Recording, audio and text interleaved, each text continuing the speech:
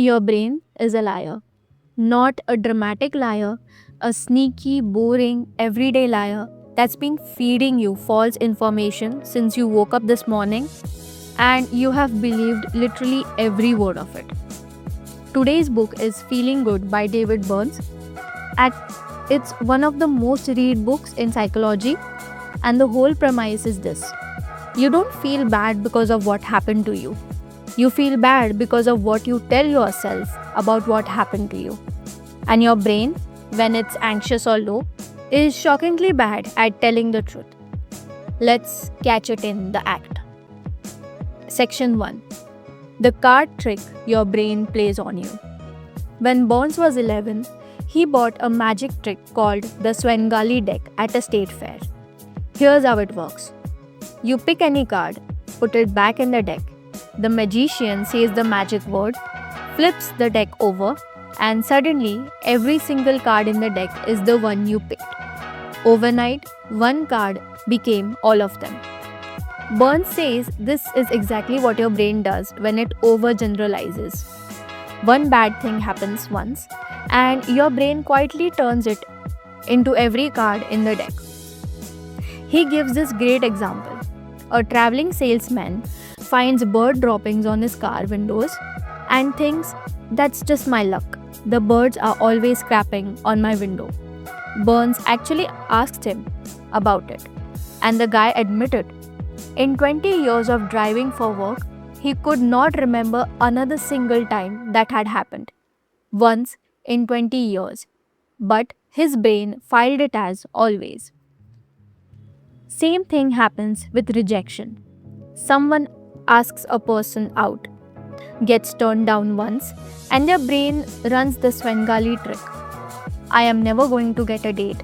No one will ever want to be with me. One card, suddenly the whole deck. Section 2: The straight A student who was sure she failed. Here's a story that's almost painful to hear if you have ever been a student. A college student finished her first midterm and was completely convinced she could bomb it. She was sure she would have gotten around 17 questions wrong.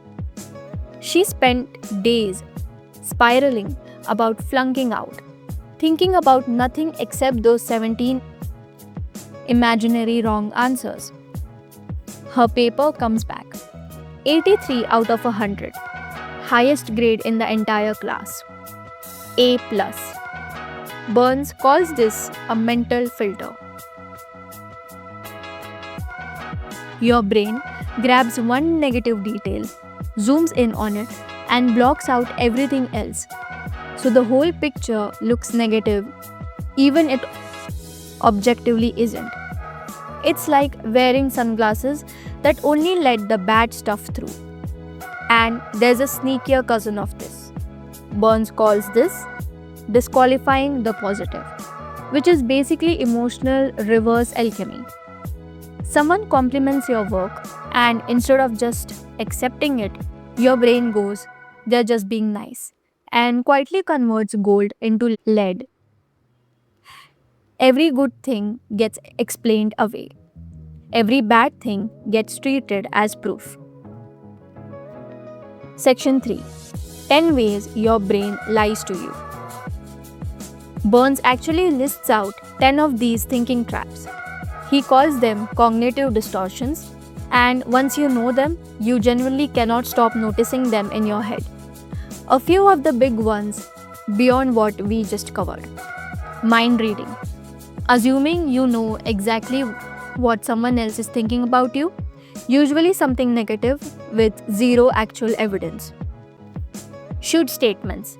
Running your life on a constant stream of, I should be further along, I should be over this by now, which Burns says mostly just generates guilt and resentment instead of motivation. Emotional reasoning. Treating a feeling as if it were a fact. I feel like a failure quietly becomes I am a failure, even though feelings are not evidence, they are just feelings. None of these mean you're broken or dramatic. Burns is very clear. This is just what an anxious or low brain does automatically to basically everyone. The bug isn't you, it's the software. Section 4. So, how do you actually catch it? This is where the book stops just naming the problem and gives you an actual tool. And it's almost stupidly simple. Burns calls this the triple column technique. You draw 3 columns. First column, what actually happened, just the facts, no spin. Second column, the automatic thought that popped into your head about it. Third column, a more rational response. What you could actually say if a friend told you they were thinking that about themselves. That's it. The entire technique is catching the lie in writing, in the movement, before it gets to run the Svengali trick on you.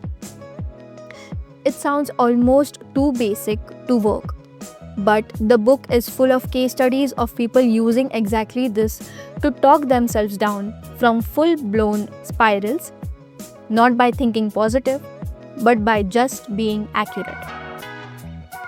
So that's Feeling Good, a book that's less about fixing your life and more about fixing the narrator inside your head who's been quietly lying to you about it. Next time you catch yourself thinking, I always mess up, or they probably think I'm annoying, pause for a second and ask, is this a fact or is this just a Svengali deck again? Tell me in the comments which distortion you caught yourself doing while watching this. Mine's mental filter, hands down. If you want more of these, subscribe, because we are going deeper into the exact rabbit hole next. See you in the next one.